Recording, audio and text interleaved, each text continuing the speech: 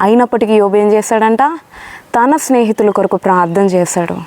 తనని బాధపరిచిన స్నేహితుల కొరకు, తనని అవమానపరిచిన స్నేహితుల కొరకు, తన గాయాన్ని రేపుతున్న స్నేహితుల కొరకు, తన్ని ఆదరించలేని స్నేహితుల కొరకు, తన యొక్క బాధని గుర్తించలేని స్నేహితుల కొరకు ప్రార్థన చేస్తున్నాడు. ఈరోజు నీ జీవితంలో కూడా నిన్ను అవమానపరిచేవారే నీ చుట్టూ ఉన్నారేమో. నీ యొక్క స్థితిని నిజానికి గ్రహించక నిన్ను అవమానించిన వారే నీ చుట్టూ ఉన్నారేమో.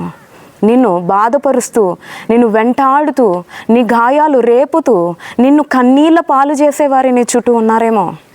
అయితే నువ్వు చేయవలసిన కార్యం ఏంటి అంటే, వాళ్ళు నన్ను బాధపరుస్తున్నారు కదా అని తిరిగి బాధపరచడం కాదు.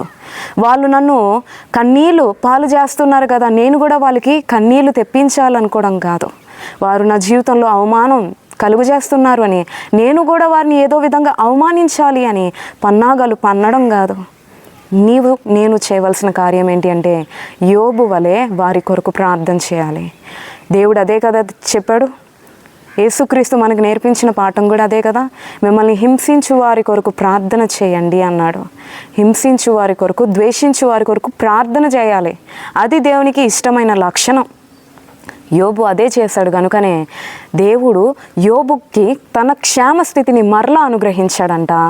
రెండంతలుగా యోబును ఆశీర్వదించాడు. ఈరోజు నీవు కూడా నిన్ను బాధించిన వారి కొరకు, నిన్ను అవమానించిన వారి కొరకు, నీ గాయాలు రేపుతున్న వారి కొరకే నువ్వు ప్రార్థన చేసినట్లయితే దేవుడు నీ యొక్క క్షేమస్థితిని మరలా కలుగు చేసి నీకు దయచేసే దేవుడుగా ఉన్నాడు.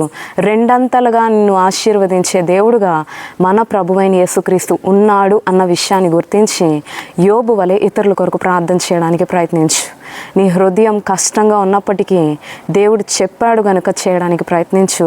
తద్వారా దేవుడిచ్చే ఆశీర్వాదం పొందుకొని యోబు స్నేహితులు ఎదుట యోబు ఎట్లా అయితే ఉన్నతంగా ఆశీర్వదించబడ్డాడో అలా నీవు కూడా నిన్ను హింసించిన వారి యొద్దే, నిన్ను ద్వేషించిన వారి యొద్దే ఉన్నతంగా దేవుడిచ్చు ఆశీర్వాదాన్ని పొందుకొని ఉన్నత స్థాయిలో ఉండడానికి ప్రయత్నించు.